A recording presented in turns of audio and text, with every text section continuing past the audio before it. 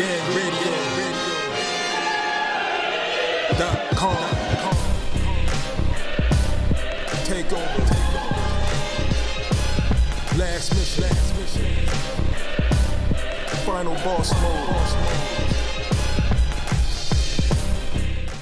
Yeah, Next. Yeah, the next one would be the zone card, where Munguia would be in the main event against his third backup opponent and former world title challenger Kamil Szeremeta. But that wasn't the highlight of that card. Although the card itself was excellent. I mean, it was actually pretty good TV wise. It was the best overall card of the weekend, really. Yeah, that's for damn sure. But the biggest highlight on that card, and probably the biggest highlight of the whole weekend, was Gabriel Rosado, man. Facing prospect Beck the Bully, and most of us were pretty much thinking because they've been trying to put Beck the Bully, they're trying to rush him. At first Beck the Bully was supposed to face Kovalev, but then Kovalev popped for the testosterone. So there was like, you know what? Okay, we'll wait for another name fighter. So yeah, put him in the ring with Rosado. And Rosado's had a long fucking career, like journeyman wise. Like, I mean, and now it's going to be extended even more. Yes, exactly. And it wasn't supposed to be that way because Beck the Bully was absolutely lacing him to the body in that fight. Like, he dropped him in the first round. I mean, he was laying. These are some of the hardest body shots I've ever seen, like in like years. I'm trying to think what other fight had this consecutive amount of hard body shots in such a quick. Yeah, he was. I thought he was gonna get out. I mean, the way we were talking about, pre-fight. I mean, I kind of had a feeling maybe he would win, but because the guy was undefeated 7-0. I don't know. I'm just kind of shocked with the result, but I'm just saying. I mean, we knew Rosado skilled enough, but it's just the reality of seeing it work. Like, it was an uphill battle. Like, no lie. Like, yeah, like and it definitely did look like Beck the Bully was about to get Rosado out of there. Like, it was coming. Like, we all saw it though. But then Rosado, pulled an absolutely highlight reel overhand right out of. I mean, he set it up though. This wasn't. He lined them up for it, like. Yeah, and it's one of those punches he had to land it, like, because he was getting worn down by the damn body shot so much, he couldn't win the fight by just outboxing him with rounds. No. Yeah, because even if Rosado blocked the body shot was still moving him, like it was like visibly like moving him several steps back. Like, Beck the Bully was killing him with those body shots. But then, yeah, Rosado, because he had been trying to land that counter right. The best thing you do against a southpaw is to throw a straight right hand or throw a right hand, period. And then, Beck the Bully backed him up. And, Beck the Bully, he'd been loading up his left hands. But Rosado landed his overhand right first as his head was moving in. Highlight reel, bam, and then Beck Bully went down face first, and Rosado, and then that's the type of shot that shit is over, and you see Bernard Hopkins outside on the ring, like he was wilding, like his reaction was good. Philly. Yeah, and you see Beck, he was clearly. I mean, Beck was clearly on Queer Street, like he was really in an appalling state, as some of them English commentators used to be saying. It was like, he was gone, like. Oh yeah. Yeah, I was just like, holy shit. Rosado just extended his 10 minutes and his 10-15 minutes. He face down, ass up. I'm happy for dude though. I mean, he got shafted with the obviously the Jacobs fight, and he's been robbed a couple times, or he hasn't got a fair shake. So I am happy for him to be able to probably get brutalized by Munguia. Yeah, and that's the thing. I'm not overly excited about the Munguia fight per se because I want Munguia to actually fight someone else. I hate that fight, actually. Yeah, let's get into that shit. I'm sorry, man. That fight is trash right now. Like, real talk. Rosado deserves his own title shot. Munguia needed a title shot. Like easily. I rather y'all give fucking Andre and Rosado or Andre Munguia and Charlo Rosado. Charlo Rosado would be interesting. Yeah, I was just thinking that. Yeah, But leave the Munguia Rosado shit alone. Like, fuck that fight. And Munguia was too fucking happy to hear that shit. What's happening? No. Yeah, absolutely. Yeah, too happy at all. I'm just like, yo, we don't want to see that fight. Like that's a lateral move for him. Like I don't know what they expect to see in this kid. Like, bro, like we know who he is. He's a good, solid Mexican fighter. He's strong, has a good work rate, good power. Combinations, good jab. Like defense can improve, but it's not the worst thing. It's gotten a little better. Like what else you need to see from this motherfucker? Does he need to do like a Roy Jones behind the back KO or some shit? Like I'm saying, like did he need to do some tiger uppercuts? Like I don't get what the fuck y'all. What else y'all need to see from this nigga before you say you love? Yeah, let's roll the dice on the title shot. Yeah, I mean beating Rosado is not gonna do anything for you. Like it's just gonna be like, yeah, you knocked out Rosado. He hasn't been knocked out in 7 years or whatever. So what? Yeah. The last time he got knocked out, like. Is one of the guys that that you should be fighting now. Facts. Like, come on, man. Like, and that's the thing. It's like, if boxing moved faster, I wouldn't even be, shitting on this fight, because I would look at it as Munguia Rosado were fighting them September, and then Munguia. Or the winner will fight Andre in December type shit. Mm-hmm.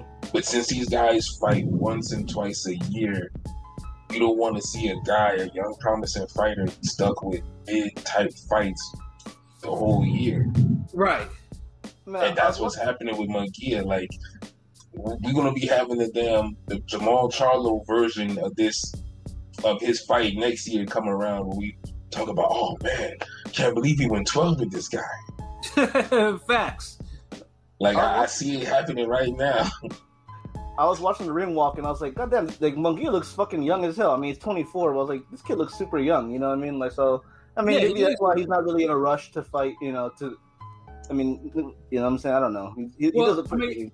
I know for damn sure. I don't want to see any Munguia Szeremeta fights. Like I said, like Munguia. He's I don't mind him being in the main event role, but the Szeremeta fight is like one thing that I did see, and it's also too that it might be a slight spoiling on the vine is, Munguia tried to box with Szeremeta too, and Szeremeta wasn't going anywhere when he was doing that. Like facts. If anything, Szeremeta was tagging him too much when he was boxing. Yeah. It was like the last 4 rounds of the Charlo fight. Exactly. I thought because I think I made the comment last episode, the episode of Munguia, the preview. I was like, I feel like he boxed better than I thought he would. I don't know. I feel like he's one of those guys that you got to be careful. He might get an L soon, but Munguia's defense to me didn't look that bad as I thought it was. I don't know. No, it improved. It definitely improved. Like, and that's what we're saying. Like, how much more do you need to see Munguia improve before you put him in there with a champion level fighter? He's as good as he's gonna. Like, you're not gonna see fucking 87 Mike Tyson. You're not gonna see fucking 71 Frazier in this motherfucker. Like, right. You know what I'm saying? And then like, what else y'all want from this dude? Yeah, and he sounded like Tyrese in this bitch. Yeah, and like people, I think working with Eric Morales obviously has helped him. So he's still a young cat. Obviously, I hope he gets the big fights, Triple G fight or any of these champions. I think he's a live dog in, but maybe working with Morales, he wants a little bit more time before he actually ends up taking. But what if he loses to Rosado? Like, that would be an all-time fumble. Yeah, it would be for sure. And then, but also the thing is too is like just like we said in the Charlo fight, like Munguia for whatever reason couldn't even drop Szeremeta, like not even once, And they made it a big thing because he stopped Szeremeta like a round before Triple G did, but Triple G dropped him 4 times. 4. And Triple G wasn't getting damn boxed on even standing with dude either. Yeah, no, Triple G. Szeremeta was tagging Munguia in them damn first 3 rounds. Yeah. It's just Szeremeta didn't have the power behind it.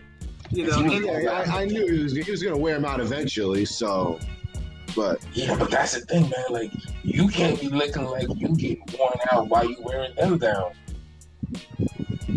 That's true. Shit turned into fucking Yusuf Bank Andrade. Oof, God. You know, and You beat up a guy till you're so tired he knocks you out. Yeah, and then Munguia finally, because after a while, he said, you know what, fuck it, like this boxing shit isn't working. So Munguia resorted back to what he usually did, and eventually the punishment wore down Szeremeta, and Szeremeta pretty much quit on his stool. So, but I mean, I'm not gonna knock Szeremeta because he probably took the fight on kind of 2 weeks' notice or whatever, because like I said, Munguia was supposed to fight Demetrius Ballard and Selecki, but Selecki put out twice during this fight, which Selecki should never get another shot, like until you can prove that you can be healthy. Like put him on the undercard. He should never be on TV. Golden Boy was showing dude too much respect. Like they really wanted that fight. Like, exactly. I don't know if like they see something, but like Munguia, like it's time to step it up, man. Right, Oscar. Yeah, you have fighters now that need step up fights now. I mean, if you want to fill that Canelo void, you gotta step up some of your fighters, man. I feel like I'm like in the wrong for even trying to downplay a future Mexican versus Puerto Rico fight because they're usually entertaining for what they're worth. But this one, I just gotta say, stop. Yeah, no. Yeah, I'm like, not. We don't need this one. No, absolutely, absolutely. And then before I go on to the next card, definitely gotta shout out Blair Cobbs, because he lit it up in the opener against Brad Sullivan. Hell yeah. I mean that I have to admit though. I mean, dude has some flaws though, but dude clearly has an it factor. Dude has something. He does have that showmanship for sure. I mean, dude channeled like Ric Flair and Macho Man, all types of wrestlers, The Rock. Dude has that wrestler swag, and the crowd was responding to that shit. And he cares about putting on the show. Like he does. Yeah. And he might not be like. And this is the thing. While we talk about, you don't have to be a power puncher to get knockouts. You don't have to be fucking Prime Tyson and Tommy Hearns and Trinidad to knock dudes out. If you know how to fucking read the room and work for the stoppage, put your punches together. Like Blair Cobb, he gets these knockouts by putting punches together. He knows when to start working your body. He knows when to turn it up. He knows when to fucking hit you with shots.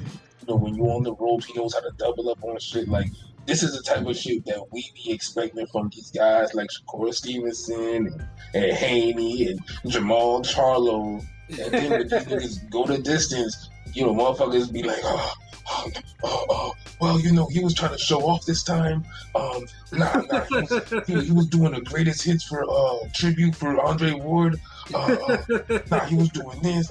Like, nigga, stop. Yeah, no, stop. Brad Sullivan, although he's getting up there in age, Brad Sullivan is still a very difficult guy to fight. And he meant to say he said, yeah, Brad Sullivan doesn't make for a good fight, but I'll make sure he's in a good fight. I don't mind seeing because I see Blair the Flair Cobbs is on Golden Boy. Him versus Rashidi Ellis will be dope. I don't want to see him against Ortiz because I don't like the chances, but maybe him versus Rashidi. Or Ortiz to advance the other fight. Yeah, but I'm saying him versus Rashidi Ellis would be a nice, Ellis has more skill than Cobbs. Like for sure. More skill. But it's an easy fight to make just because they're on the same, under Oscar and they're both the zone fighters. So trajectory-wise, he's not as far ahead as Ortiz. Ortiz is like should be getting a title shot. Like even the Mean Machine fight that they was talking about, I felt it's like a lateral move. Like if you beat Hooker by knockout, fighting Mean Machine is like stepping backwards. Mm-hmm. I mean, unless you're trying to promote a future Crawford fight, then look at the common opponent. We need to keep having these fucking reference fights. Yes. Like I'm tired of these shits. Like when did boxing become about reference fights every fucking time we wanted a good matchup? Oh, because common opponents have never been a thing. No, I'm not saying it's never been a thing. I'm saying like right now, it's like people are overdoing it. Like it's happening too often when fights are like ready and you're like throwing another fucking fight on it. Like, well, Let's see how he beats up a guy that got beat up by the guy he should be fighting next. We're in the era of over marination. You know what it is, though. Shit. Yeah, that's what it is. Like niggas said, seen that shit for 5 years with Floyd and Pacquiao. Like, we didn't need to see that. Like, shit, we didn't even need to see that with Canelo and Golovkin, and look how long that shit took. Right. Like, I honestly don't even really care as much as I did about Spence Bud. So it's like the politics is just too fucking much. Yeah. If If you don't make it at its peak, if you don't make the fights at your peak, then it's just like you gotta kind of move on. You know. I mean, they're gonna order it anyway because he's number one in the WBO. So it's they dropped the order and they put it. Or I think he was ready one. Right? See, that's the problem. Like, Crawford could literally say, "You know what? Fuck it, I want him now." What he does? Nah, I know you beat up my mans in my gym. But don't worry, we'll have him clean up the gym now. We'll put somebody from 140 that'll make an easy fight for you. Yeah. Come on. That's obvious. Yeah. Like, and that's the problem. Like, why are they allowing a fight like that to happen when look, beating up a former champion and then to fight a dude who never was champion to prove that you could beat him up more than another, like. We seen this with Charlo Derevyanchenko. Like how they was trying to force Jaime Munguia so they could say, okay, you can compare him to Andre and Jacobs now. Yeah, Dick. We need to stop all this shit. Like, and then the fights don't even happen. So what's the point? You gotta make the fights when they need to make it. And Blair Cobbs, hopefully, I hope Oscar's actually been, actually took notice of that kid's reaction. Because if that's the case, I'd rather see Blair Cobb and Ortiz than fucking Mean Machine Ortiz. At least Cobb is undefeated and he brings something new to the table. Yeah. And who knows? He's not fucking underwater in that fight. No, he's not. He has a chance. Like, not underwater. He's just clearly outgunned. He's gonna, I don't even know if he's outgunned. Like, dude has 20-some fights. Give her. No matter how many fights. I mean, no matter how many fights he has, the gap in skill is clear. So it is. Yeah. The gap. Yeah, it is. But so is fucking Ortiz and Mean Machine. It is, but I feel like him versus Ellis could even Ortiz either one could headline his own fight, and I don't think any of us would shit on it. No.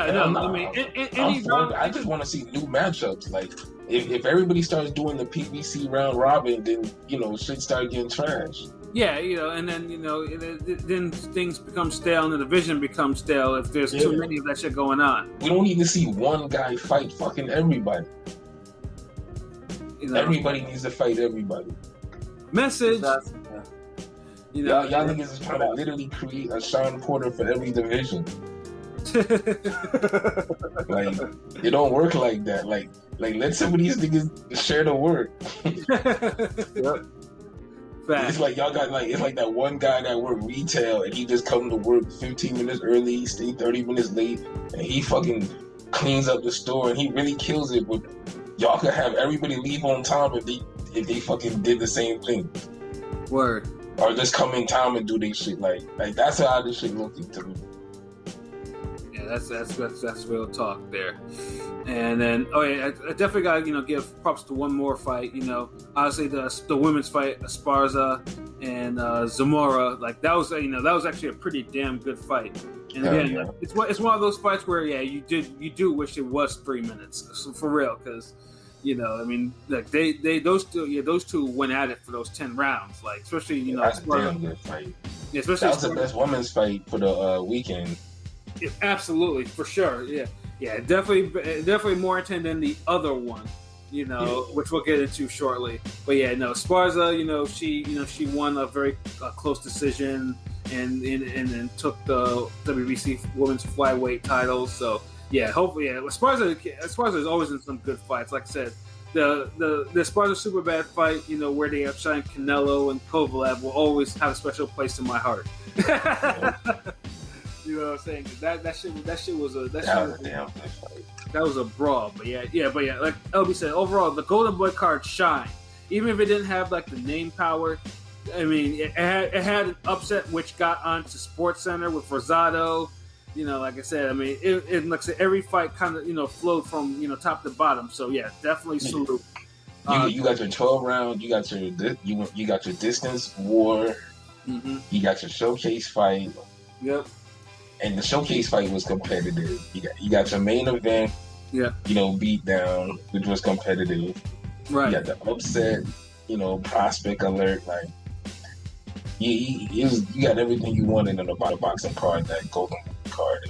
Yeah, that's the one thing. Golden Boy is going to give you a fucking well put together undercard. Like the Golden Boy can't do shit else. The two of the Golden Boy, they're also going to give you the two of the main fights are going to be intriguing, and then they're going to give you some good names on all the undercards sprinkled in. So I got to give props to Oscar. Yeah, I mean that's one thing. And so yeah, Golden Boy. I know in the future, obviously they need to rebuild some more and get some probably more names or build some more names or whatever. But yeah, because as long as Golden Boy has his matchmaking, like they're not gonna be going anywhere for a while. Like I said, because no one really puts the card like them. Like see, that's the thing. The cards, they can put out bigger cards as soon as if they start elevating their guys. Ortiz needs to be main eventing against champions and shit. Like, if he keeps at his level, you're never going to get Cobb and Ellis on the next level. Right. So that's what people don't understand. Like, when you start stagnating these guys and they don't fight enough to where you could make them fight, okay, Munguia Rosado could happen if Munguia is fighting 3 times this year. Yeah, absolutely. Yeah, like Ortiz and Cobb, Ortiz and Bean Machine could happen if he's going to fight 3 times this year. Yeah, absolutely. But when you have these guys fighting twice a year, it's like you're stagnating, man. Like, and it takes longer to make dudes become champions. Right, and Golden Boy needs his champions. Like, I mean, pretty much. Like, I mean, they lost 2 of their legit champions. Like, I mean. They're pretty much the most known champion has an unfortunate regular belt, and then in a couple of the lighter weight titles, man. So yeah, Golden Boy needs to get going and get some champions in the higher weight. Y'all don't have Canelo no more, so y'all gotta keep JoJo at his level, and then bring him. Y'all gotta bring JoJo to the next level. Get him in there with some more star power names. Y'all gotta get Ortiz with a champion or a bigger name. So y'all can start putting Blair Cobb as fucking co-main. Ellis is co-main. Superbad is co-main. Because I mean, the two biggest guys right now on his roster or whatever is Ryan Garcia and Virgil. You'd say, right? And Munguia too. I mean, yeah, they have a decent. I mean, when Canelo left, everybody thought it was over, but I mean, they have a decent roster. They have Yeah, dude, they got a great roster, but it's they just have to market it. They just have to do it right. They just have to. And everybody should be fighting like honestly, Munguia and JoJo Diaz should be headlining cards like co-main and main event type shit. Well, I think Diaz is co-maining with again was it not Gambo? It's who's he for? Is it Fortuna? Fortuna. Yeah. I say co-maining with who? That's just 135. Who was it, Pat? I mentioned it the other day. I posted on that thread the other day. I forgot who it was. Oh, that's a Zerto. See, that's what I was saying. Zerto, yeah. Yeah, I mean, Zerto's undefeated and all that, but he's been active. JoJo should be headlining that card, really, Exactly. Zerto should have been put together with Munguia. Yeah, absolutely. Like JoJo and Virgil Ortiz should be damn put on cards together. Like the fan bases is similar. It's like I don't know what these niggas doing. But anyways, fucking let's get in the top rank, man. Like Golden Boy, thank you for the undercards, but yeah, y'all got some explaining to do on the main events. Facts though. Yeah, top rank, obviously we